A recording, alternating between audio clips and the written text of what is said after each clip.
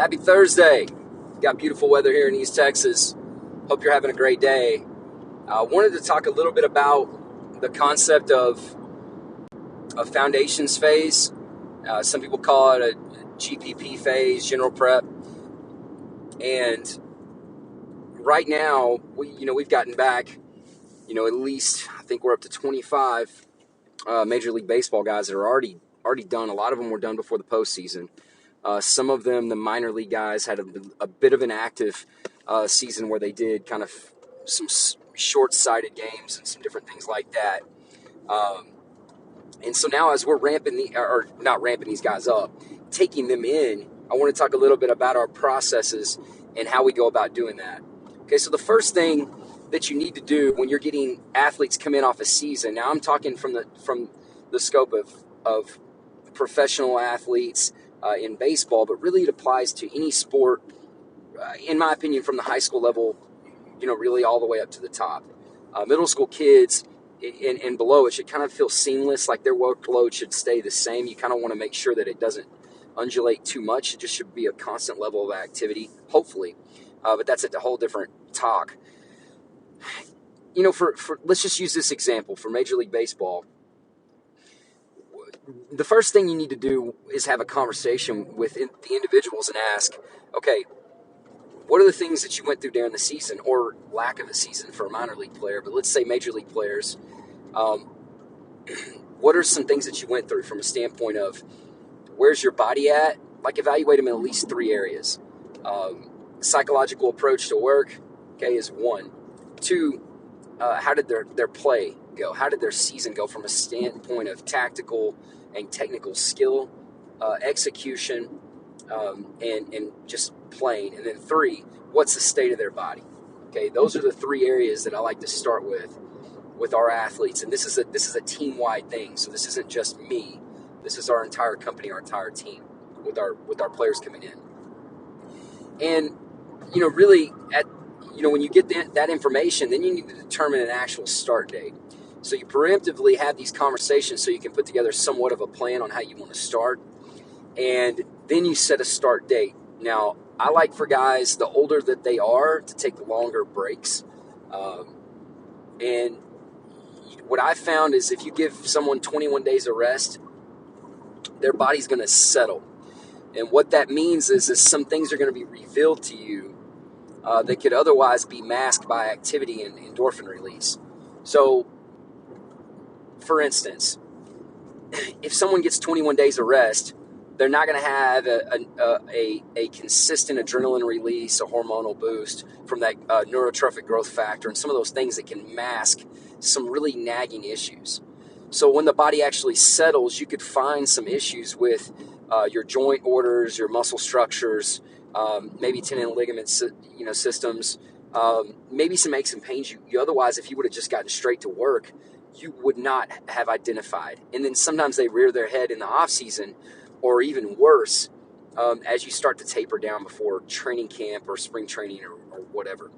So my experience, taking 21 days gives you a good, not only be a complete bum, but it gives you a really good opportunity to figure out what's truly going on with the body.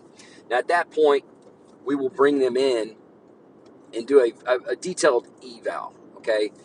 Now, the eval is going to be several parts, but in general, one is going to be, biomechanically, how are they moving, okay? And then get some human performance markers. Okay, did they take care of their business in season? Well, we're about to find out. Okay, you can talk that talk all you want, but we're about to do some evaluations and testing to see where you're at on some of those human performance markers via strength standards we think are important for the sport, speed of movement, time them, okay, if everything's safe and good. Body composition standards, nutritional evaluation. It's basically like, okay, this is a reality check of where we are. How far did we drift off that midline during the season? Because you should not drift off that midline during the season. I'm not one of those people that's like, oh yeah, during the season, your testing numbers are going to get worse. I don't believe that should be true unless you're dealing with some type of physiological issues or damage, or certainly there's people working around injuries and playing, and that is the exception. But if your body's clean, there's no exception to not hold that line. Now, once we've got that information, there's some PT type screening that you want to do. And then as a player gets older, there's things to look for.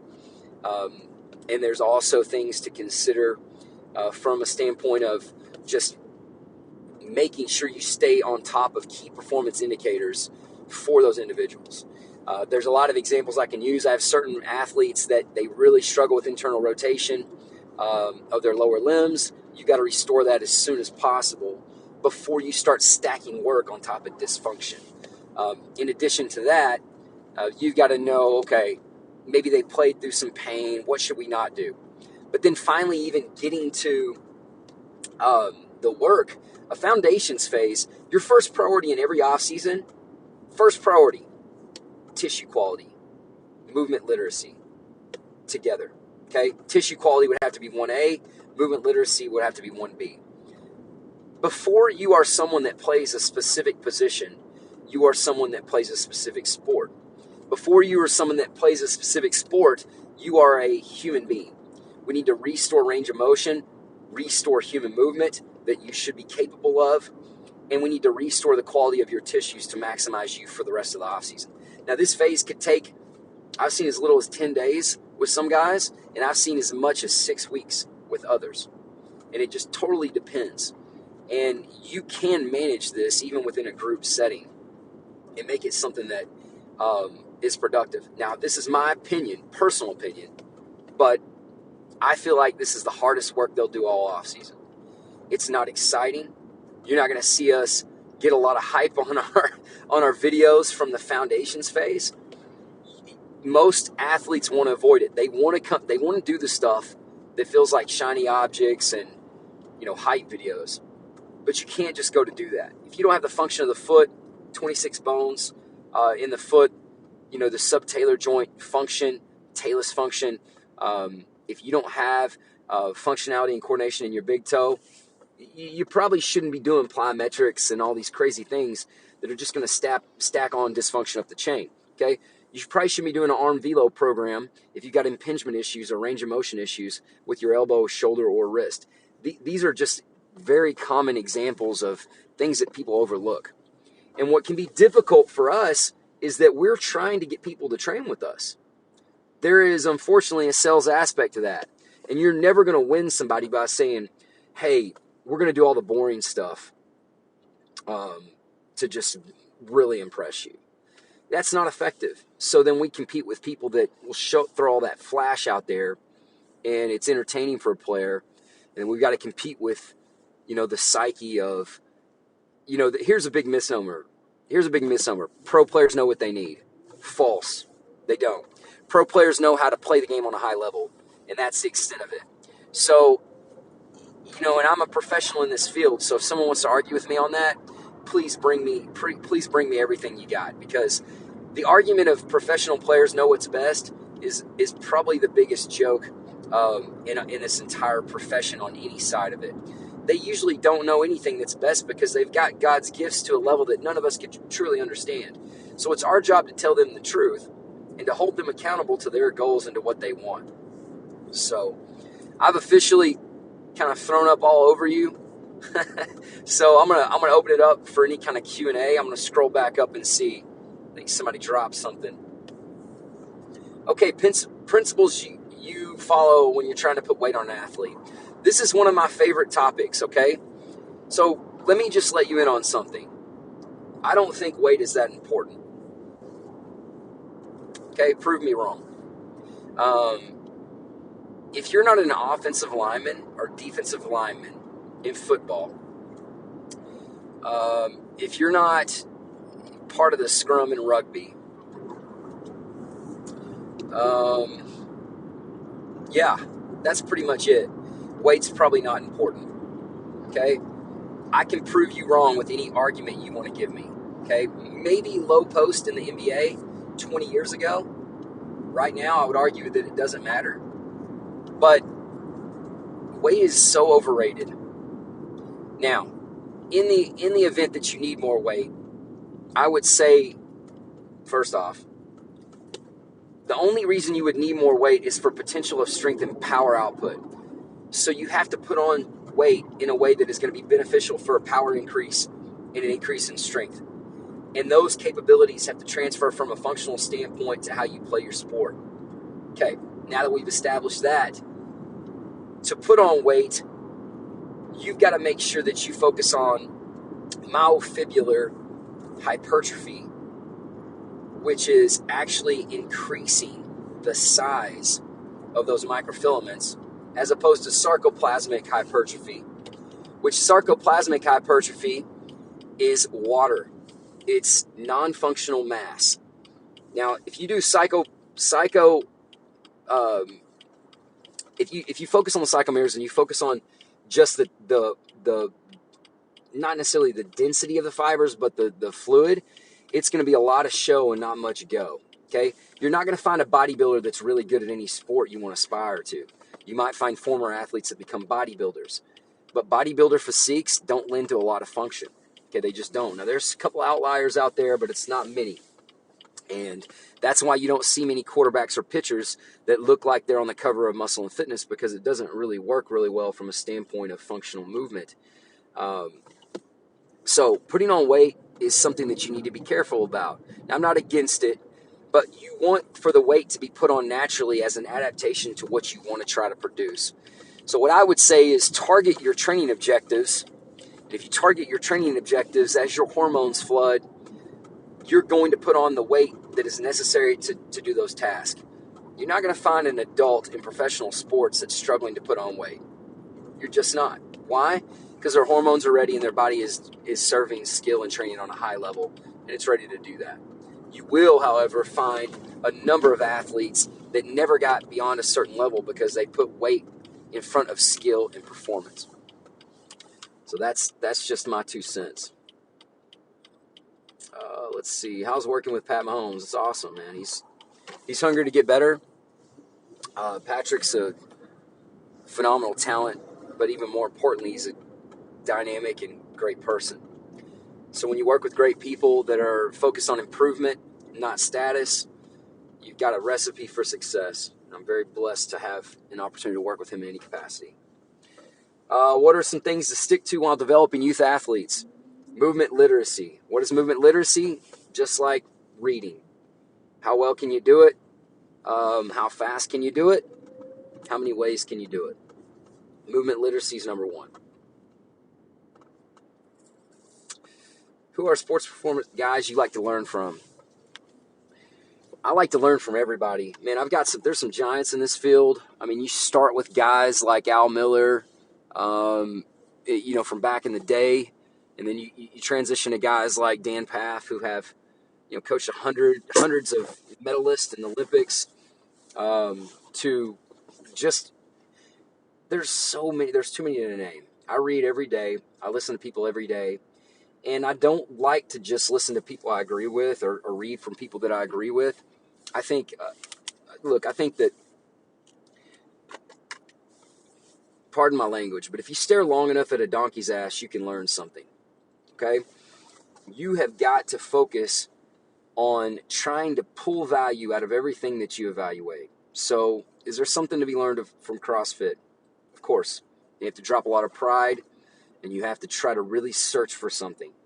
Okay, is there something to be learned from X or Y or Z? Absolutely. So what do we have to do?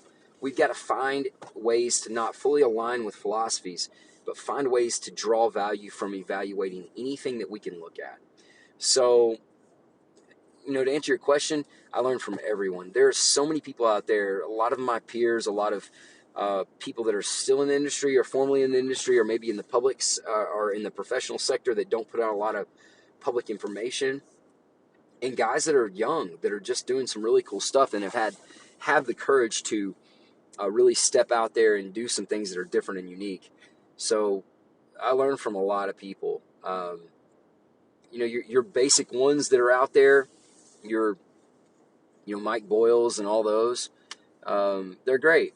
My advice to you on this subject would be, don't align yourself with any one person's philosophy.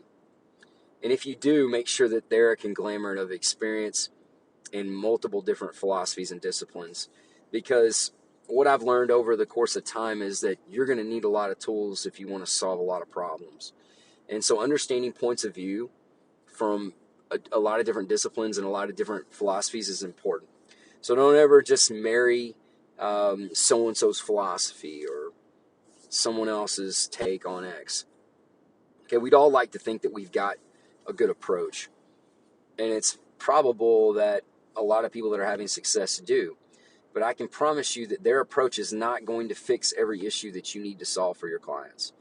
So challenge yourself. Get out there and try to get into the middle of things that you think you disagree with or that you're not sure of or that you've heard of but you don't know enough about. I would encourage you to get out there and really explore constantly. Great question. Anything else? I got 6 minutes.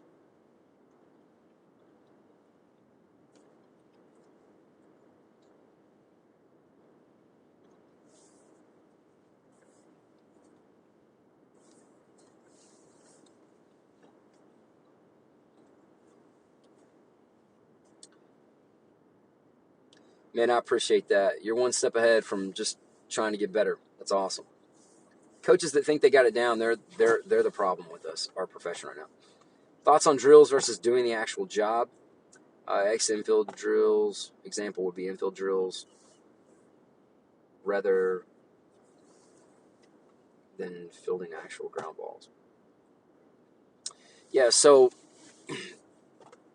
let's just break down, okay, what's the value of drills?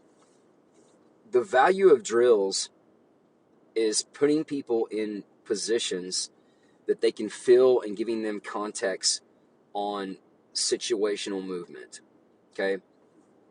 Now, a lot of people argue, well, that doesn't cross over, okay? How many of those people feel like that you wouldn't want to learn a front squat before doing a hang clean? Okay, probably zero.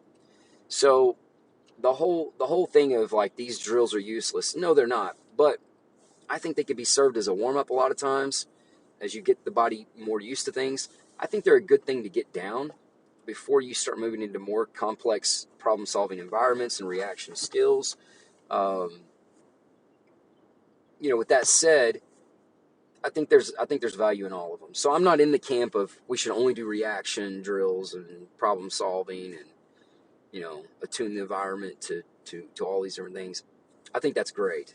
I think you do that with someone that it doesn't have good biomechanics, you're asking for an injury.